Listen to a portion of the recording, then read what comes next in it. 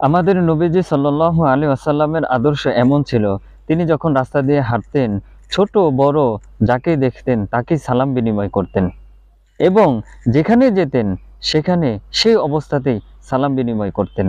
সালাম দেওয়া সুন্নত এবং সালামের উত্তর দেওয়া ওয়াজিব।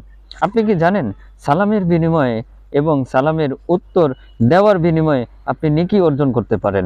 আপনি কি জানেন সালাম দেওয়ার কারণে আপনি যাকে সালাম দিলেন তার জন্য দোয়া করতেছেন এবং সে যদি আপনার সালামের উত্তর দেয় তাহলে সেও আপনার জন্য দোয়া করতেছে।